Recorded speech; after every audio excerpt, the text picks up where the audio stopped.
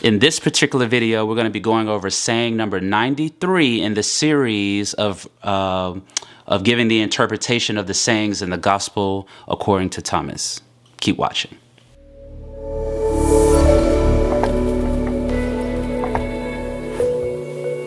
Okay, I want to thank you for tuning into this video. The very first translation that we're going to look at is going to be coming out of the Bentley Leighton's version here. I'll leave all resources underneath the like button in the description area for you.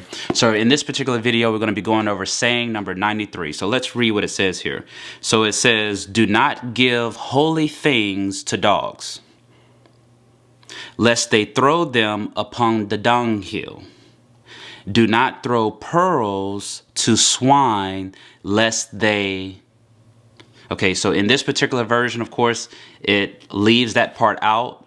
Maybe it's saying that it just didn't exist for them to be able to make out what it was saying. So that was in the Bentley Leighton's version. Now let's go over, of course, to the Nag Hammadi version and see how it reads in that text here.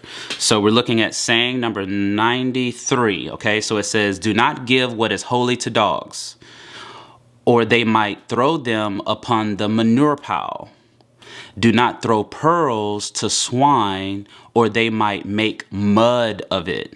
Okay, so in here, it expounds on it a little bit more. So let's read it again. It says, "Do not give what is holy to dogs, or they might throw them upon the manure pile, and do not throw pearls to swine, or they might make mud of it." Okay, they might make mud of it. Now, to get the full saying here, what we can do is actually go into the Kabalian. And in the Kabalian, in the introduction, you'll come to find out that it actually has the full saying in here. So let's read what it says. It says, "They reserve..." Now it's talking about these hermeticists, these pious men. It says, "They reserve their pearls of wisdom for the few elect, who recognize their value and who wear them in their crowns, instead of casting them before the materialistic, vulgar swine who would trample them in the mud and mix them with their disgusting mental food." Okay, so it expounds on the swine aspect here. In both of the other versions that we were looking at for saying number 93, it doesn't necessarily expound on the dogs, but we can look into the Bible and realize that when it's talking about dogs, it's actually talking about people. Because remember, there was a Canaanite woman who came to approach the Master Nazarene, and he basically called her a dog. So now we know that it's not actually talking about that kind of dog. Is talking about a people. So then when we look at the swine, how it's talking about you don't give your pearls to the swine lest they make mud of it. Okay, or in here it says, "Lest they trample them in the mud and mix them with their disgusting mental food." Let's go to the book of Matthew real quick here. We're just going to try to get this explained. So in the book of Matthew, let's look at chapter 7 and let's look at line 6 here.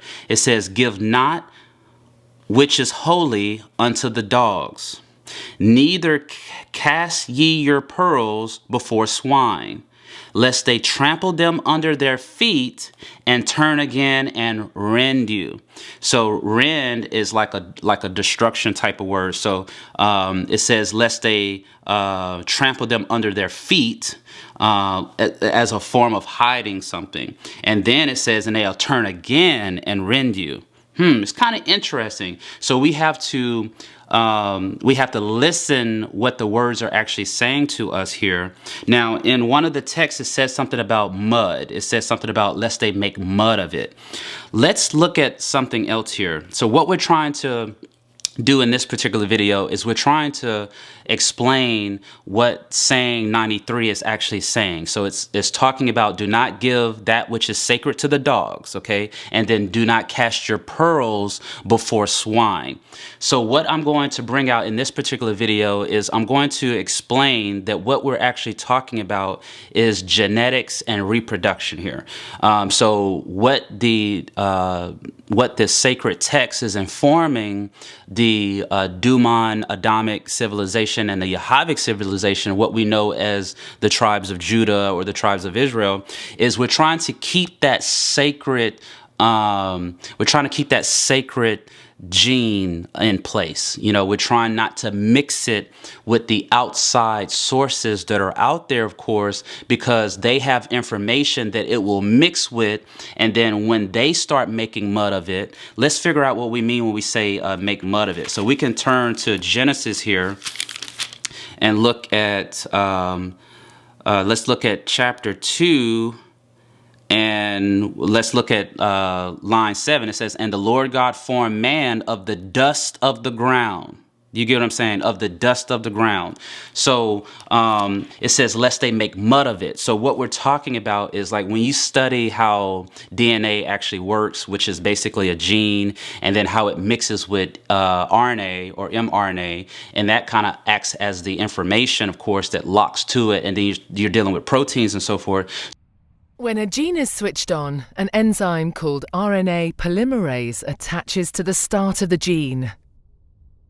It moves along the DNA, making a strand of messenger RNA out of free bases in the nucleus. The DNA code determines the order in which the free bases are added to the messenger RNA. This process is called transcription.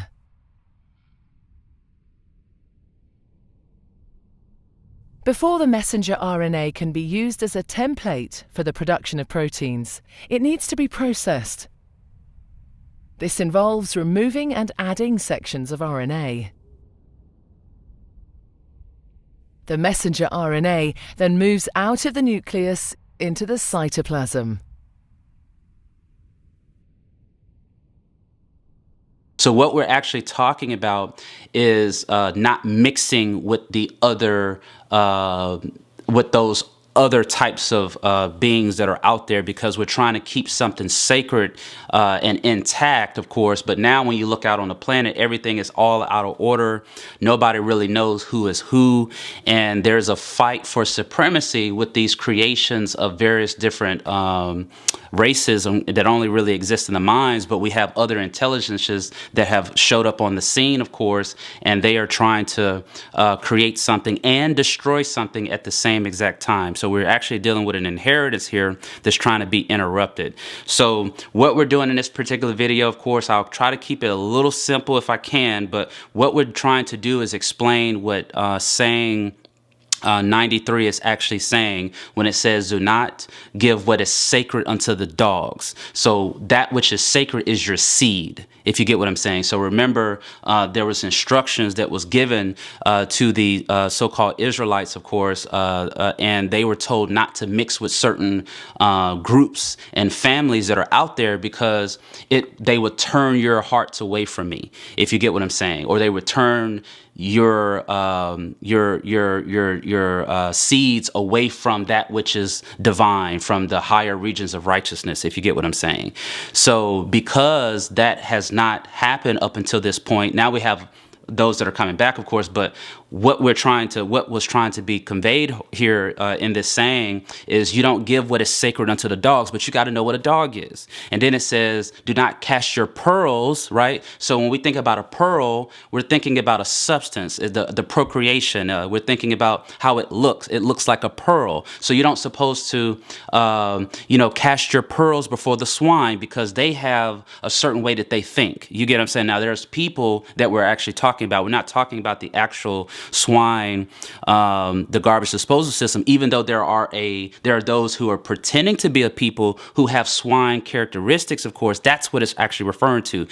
So it's saying, do not give your pearls to the swine, because then they'll mix it with their disgusting mental food, or they'll make mud of it. So basically, you're talking about a genetic code, of course, where you're allowing your seed to go into something that it doesn't supposed to go into, and then they end up creating beings from that seed, and now it has some of your codes inside of there, and then obviously that's kind of like what you see being promulgated as a front runner today. Half-blood grandmother, quadroon daughter, octoroon grandson. Now, as you can see, in the third generation, or third cross, no trace of native origin is apparent. The continuing infiltration of white blood finally stamps out the black color. The Aboriginal has simply been bred out. And then certain systems, you have to have certain types of genetics in order to even be in those systems. So now everything is kind of out of order, because we have other intelligences that are here right now, of course, that actually don't belong here. But their goal, of course, is to rend you. Do you get what I'm saying? So here, Matthew 7:6, it says, "Give not that which is holy unto the dogs, neither cast ye your pearls before swine, lest they trample them under their feet." And when you trample something under your feet, you're hiding something. You're hiding information. Maybe you're hiding the identity of someone. And if you go back and you look at the prehistoric records, of course, you'll come to find out that what ended up happening in certain lands is you would have the so-called men, being done away with, but you'll have the women where they were being ravished, right? And there's another seed that was mixing with them and basically hijacking their codes, and then that created some beings, and then now those beings are perpetrating the fraud in certain lands as if they actually were the original ones that are there. If you get what I'm saying, everybody walking around with a human face is not a human, by the way. So that's what we have right now, is we have a hijacking system. That's why it says, unless they turn again, meaning something has happened before. So that's why you have to go back to Atlantis. You see what I'm saying? You have to go back to Lemuria and these other civilizations to find out what happened there. What was going on there. It says, lest they turn again and rend you. And that rend is destroying you. And people are destroyed for a lack of knowledge of knowing who they are, their source, of course. And let's look at Luke. Let's turn to Luke real quick. Let's look at Luke chapter 11 here. And then let's look at, to explain what I mean by something being under your feet. Let's look at line 52 here. So it says, woe, and I'm reading from the King James Version here. It says, woe unto you lawyers, right? And what we're dealing with here, of course, is like Pharisees and scribes. So whoever are those who have the power to define, of course. It says, for ye have taken away the key of knowledge. So we're dealing with knowledge that has been taken away. And then it says, ye enter not in yourselves. Okay, so they don't have the ability to enter because they don't have the appropriate codes, the Templar template to be able to do so. It says, and them that were entering in, ye hindered them. And what it's basically talking about there, of course, is once you start ascending and so forth, and trying to reach the higher regions of righteousness, what you'll come to find out, just like how bacteria operates and all that kind of stuff. That's why it's important that you study the workings of the inner there. But what you'll end up happening is you'll have these particular groups that will quickly try to come around and infiltrate you to try to see if they can get you to fall. Let's read this again. It says, woe unto you, Pharisees and scribes, but right here it says lawyers, for ye have taken away the key of knowledge. Okay? And just kind of think about that for a moment. We have a lot of information, whether it be on papyri or ancient scrolls or cuneiform tablets or whatever the case may be, and you'll notice that it's not being made widely available to who it actually even belongs to. Do you get what I'm saying? So stuff has been taken and put in museums behind a lock and key. You got to maybe pay a registration fee just to be able to go and look at your stuff. Do you get what I'm saying? So it says, woe unto you, for ye have taken away the key of knowledge. Ye enter not in yourselves, okay? Because they can't. It says, and them that were entering in, ye hindered them. It says ye hindered them. So we're dealing with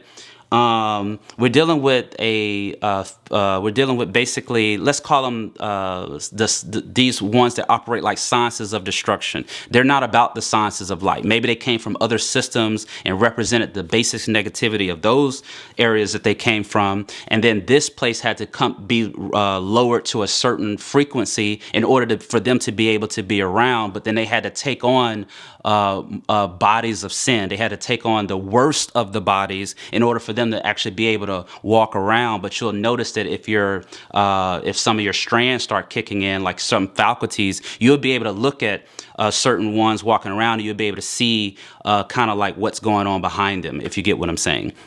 So what we're dealing with right here in saying number 93 is it's basically saying, do not give your seed to the swine, and do not give that which is sacred to the dogs, lest they, throw it on the dunghill. And typically in a agriculture environment, that's something that you just do away with. You don't have any importance to it. So the dogs have that kind of mentality, and we're talking about those who are perpetrating the fraud of being a people, if you get what I'm saying. But so it's what they'll do is they'll just hide it. They'll hide the information, or they'll throw it away and look at it as it's not being useful. And then we have, do not give your pearls, do not give your seed to the swine, lest they mix it with their disgusting mental food. And their disgusting mental food is being anti-divine formulas. And I look at the law as being divine formulas to make sure that your genetic codes does not get interrupted, if you get what I'm saying, because the attack,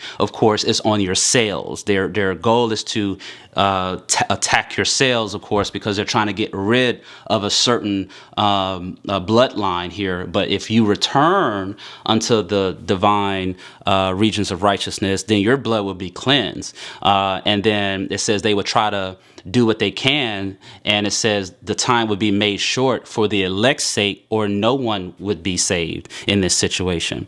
So that is the breakdown of saying number 93 in the Gospel according to Thomas. If you have any questions or comments about that breakdown, you can leave them underneath the like button in the comment section of this video, and I'll see you in the next one.